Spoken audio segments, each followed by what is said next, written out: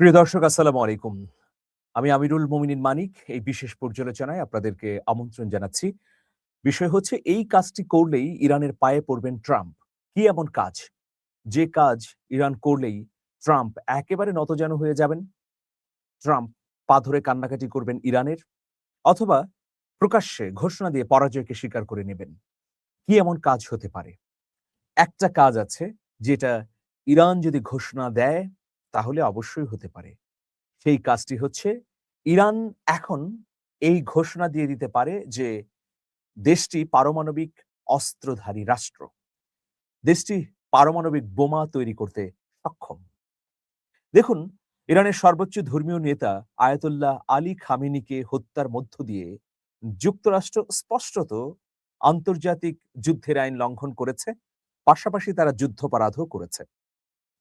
এইরকম প্রেক্ষাপটে ইরানের সর্বোচ্চ ধর্মীয় নেতা আয়াতুল্লাহ আলী খামেনি আগে পরমাণু অস্ত্র তৈরির বিষয়ে যে নিষেধাজ্ঞা দিয়েছিলেন, সেটা এখন আর বলবৎ থাকার কথা নয়। কারণ তিনি তো জীবিত নেই।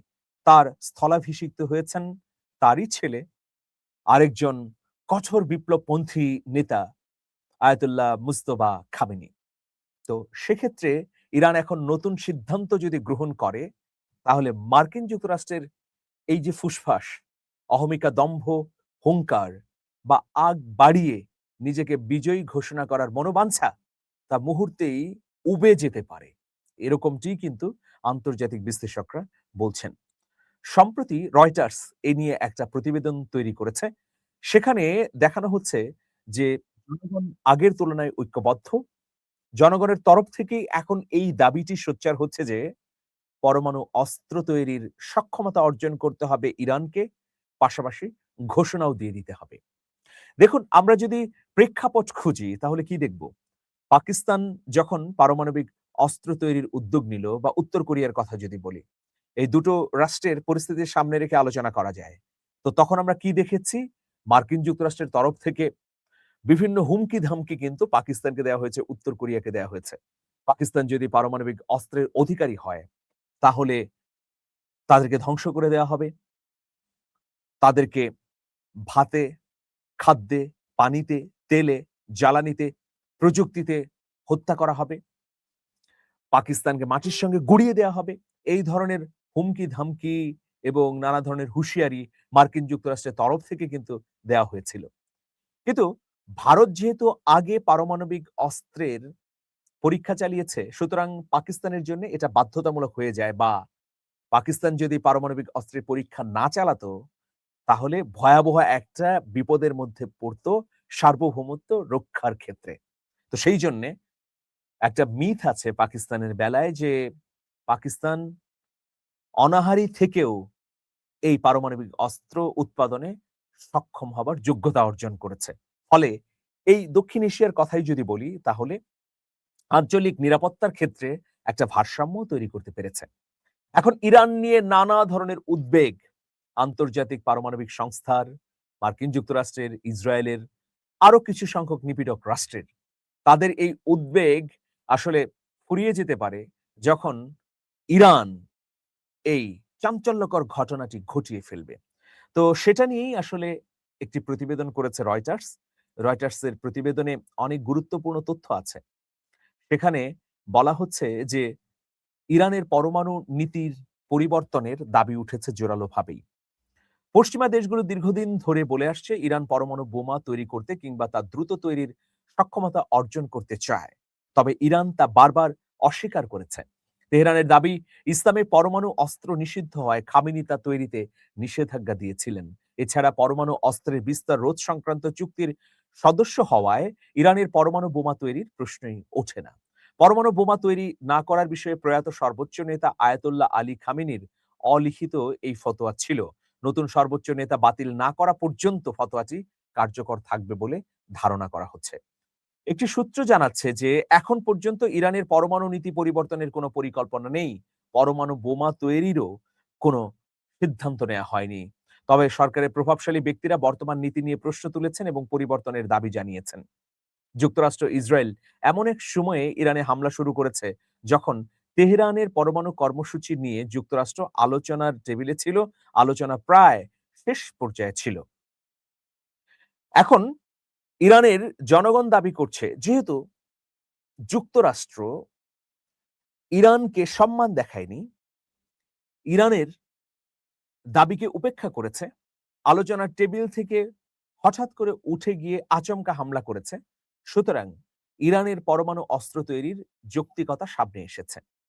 ফলে যারা বিপ্লবের কঠোর সমর্থক, তাদের পক্ষ থেকে এই যে পরমাণু বিস্তার রোধের চুক্তি, সেই চুক্তি থেকে তেহরানকে বের হয়ে যাওয়ার অনুরোধ করা হচ্ছে। কট্টরপন্থীরা এনটিপি থেকে বের হয়ে যাওয়ার ধারণাটি মাঝে মধ্যে হুমকি হিসেবে ব্যবহার করতেন, কিন্তু এখন তা দেশের জনগণ এটিকে বিবেচনার জন্য অনুরোধ করছে। জানুয়ারিতে ইরানে যে ভয়াবহ সরকার বিরোধী আন্দোলন হয়েছে, এর আগে হিজাব নিয়ে আন্দোলন হয়েছে। দুটি আন্দোলনের ক্ষেত্রেই আমরা কি দেখলাম? হাজার হাজার সাধারণ মানুষ এইসব আন্দোলনের পক্ষাবলম্বন করেছে।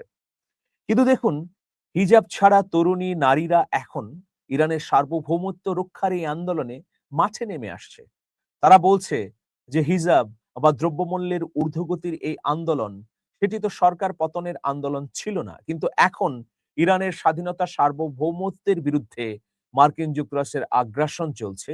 সুতরাং এর বিরুদ্ধে ইরানের একজন দেশপ্রেমিক নাগরিক হিসেবে দাঁড়ানো নৈতিক কর্তব্য। সুতরাং আগের তুলনায় ইরান আরো যুথবদ্ধ, ঐক্যবদ্ধ। ভিন্ন মত পথের মানুষও এই বিপ্লবী সরকারের পাশে দাঁড়িয়েছে যৌক্তিক কারণেই। এরকম পরিস্থিতিতে সাধারণ জনগণের মধ্য থেকে জোরালোভাবে এই দাবি আসছে যে যেন এনপিটি যে চুক্তি হয়েছিল, এই এনপিটি চুক্তি থেকে বের হয়ে আসা হয় এবং পারমাণবিক অস্ত্র তৈরির সক্ষমতার জন্য যা যা করা প্রয়োজন তাই তেহরানের কর্তৃপক্ষ করে। আইআরজিসির সঙ্গে ঘনিষ্ঠ ইরানের সংবাদ মাধ্যম তাসনিম নিউজ গত ২৬শে মার্চ একটা প্রতিবেদন প্রকাশ করেছে। সেখানে বলা হচ্ছে যে ইরানের উচিত যত দ্রুত সম্ভব এনপিটি থেকে নিজেদের প্রত্যাহার করে নেয়া, বেসামরিক পরমাণু কর্মসূচি নিয়ে আগের অবস্থান বজায় রাখা। ইরানে ইতোমধ্যে অসংখ্য শীর্ষ পর্যায়ের নেতা নিহত হয়েছেন। আলী লারিজানির এবং তার ভাই মোহাম্মদ জাওয়াদ লারিজানি নিহত হয়েছেন। তো প্রিয় দর্শক, আলী লারিজানি নিহত হয়েছেন, দুঃখিত। তার ভাই মোহাম্মদ জাওয়াদ লারিজানি তিনি এখনো বেঁচে আছেন। তিনি গণমাধ্যমকে সাক্ষাৎকার দিয়ে বলেছেন যে এনপিটি স্থগিত করতে হবে দ্রুততম সময়ের মধ্যে। তিনি আরো বলেছেন যে এটি স্থগিত করা উচিত। এই চুক্তি আমাদের কোনো উপকারে আসছে কিনা তা খতিয়ে দেখার জন্য একটি কমিটি গঠন করা দরকার। কার্যকর প্রমাণিত হলে আমরা এতে ফিরে আসব, আর না হলে তাতে ফিরব না। ইরানের রাষ্ট্রীয় টেলিভিশনে দেশটির রক্ষণশীল ভাষ্যকার নাসের তোরাবির একটি সাক্ষাৎকার প্রচার করা হয়। সেখানে তিনি বলেন যে ইরানের জনগণের দাবি হলো পরমাণু অস্ত্র তৈরির জন্য আমাদের পদক্ষেপ নিতে হবে। হয় আমরা এটি তৈরি করব, না হয় এটি আমরা সংগ্রহ করব। এই যে তোরাবি বললেন সংগ্রহ করার কথা, অনেকে বলছেন যে ইরানকে পারমাণবিক অস্ত্র তৈরির প্রযুক্তিগত রসদ সরবরাহ করছে উত্তর কোরিয়া অথবা পাকিস্তান। যদিও এইসব দাবির পক্ষে কোনো শক্তিশালী যুক্তি খুঁজে পাওয়া যায়নি বা তথ্য পাওয়া যায়নি। কিন্তু এই দাবিটি এখন উঠেছে এই যে ইরানের পরমাণু অস্ত্র তৈরির নিয়ে গত কয়েক যুগ ধরে নানা টানাপোড়েন এবং দেন দরবার, চুক্তি, আবার চুক্তি প্রত্যাহার, আলোচনা, আলোচনা ভঙ্গ, এইসব নাটক আর জনগণ দেখতে চায় না, বরং জনগণ চায় সত্যিকার অর্থেই ইরান পারমাণবিক অস্ত্রধারী একটি রাষ্ট্র হয়ে উঠবে। মুসলিম বিশ্বের মধ্যে কেবল পাকিস্তানের কাছে এই অস্ত্র আছে, আর কোন দেশের কাছে নেই। তুরস্কও কিন্তু এই অস্ত্রের অধিকারী এখন পর্যন্ত হয়নি। তো পাকিস্তান তার আঞ্চলিক নিরাপত্তার ভারসাম্য তৈরি করবার জন্যে বা সার্বভৌমত্ব এবং অখণ্ডতাকে ধরে রাখবার জন্যে যে উদ্যোগ গ্রহণ করেছে পারমাণবিক শক্তিধর হবার, সেই যুক্তিতে ইরান কেন পারবে না, এই দাবিও কিন্তু জনগণের পক্ষ থেকে করা হচ্ছে। দেশটি বরং পরমাণু সক্ষমতার দ্বারপ্রান্তে থাকা রাষ্ট্রে পরিণত হতে চেয়েছিল, যাতে প্রয়োজন পড়লে দ্রুত বোমা তৈরি করা যায়। এটি বলছে একটি সূত্র। সূত্র বলছে যে ইরানের সেই সক্ষমতা আছে, কেবল ঘোষণার বাকি। দুটি সূত্র জানায় ইরানের বর্তমান শাসক গোষ্ঠীর অভ্যন্তরেও পরমাণু নীতি নিয়ে এখন আলোচনা হচ্ছে। তবে এই ধরনের পদক্ষেপ নেওয়া কতটা বুদ্ধিমানের কাজ হবে তা আইআরজিসির কট্টরপন্থী নেতৃত্ব ও জ্যেষ্ঠ রাজনীতিবিদদের মধ্যে মতভেদ রয়েছে। দেখুন, আইআরজিসি বলছে যে এখনই নয়, বরং ধীরে সুস্থে ভেবে চিনতে এই পদক্ষেপ নেবে। অন্যদিকে আইআরজিসির ভিতরে আরেকটি গ্রুপ রয়েছে যারা বলছে যে দীর্ঘদিন ধরে আলোচনার টেবিলে থেকেও যেহেতু আমাদের কোনো লাভ হয়নি, সুতরাং আমরা এখন প্রকাশ্যে ঘোষণা দিয়েই পারমাণবিক অস্ত্র তৈরি করব। সেই সক্ষমতা আমাদের আছে। কারণ যে পরিমাণ ইউরেনিয়াম মজুত করেছে ইরান, এটার মধ্য দিয়ে একটি পক্ষ অসমর্থিত সূত্র হলেও তারা বলছে যে ইরান ইতোমধ্যে সেই সক্ষমতা অর্জন করেছে। দেখুন, আয়াতুল্লাহ আলী খামেনি কিন্তু তিনি সংবেদনশীল মানুষ ছিলেন।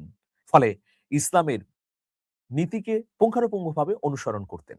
কিন্তু আরেকটি গ্রুপ এখন বলছেন যে আয়াতুল্লাহ আলী খামেনি নিহত হবার আগে যে নীতিটি ধরে রেখেছিলেন সেই সময়ের জন্য তা যথার্থ ছিল। কিন্তু এখন বারবার ইসরায়েল মার্কিন যুক্তরাষ্ট্রের যে বিশ্বাসঘাতকতা সেটা প্রমাণিত হওয়ায় এখন আর এই ধরনের নিষেধাজ্ঞা রাখা উচিত নয়। বরং নিজেদের অস্তিত্ব রক্ষার জন্যই পারমাণবিক অস্ত্র তৈরি করা প্রয়োজন। নইলে অন্য কারো সহায়তা নিয়ে এই বিষয়ে ইরানের একটি চূড়ান্ত ঘোষণা দেওয়া উচিত। প্রিয় দর্শক, দেখা যাক, এখনই আসলে শেষ কথা বলা যাচ্ছে না। তবে প্রিয় দর্শক, আমরা ইরানের জনগণের তরফ থেকে যে আকাঙ্ক্ষা, আগ্রহ বা উদ্দীপনা দেখছি, সেই পরিপ্রেক্ষিতে এটি বলা যায় যে ইরানের সামনে এখনই মোক্ষম সময়।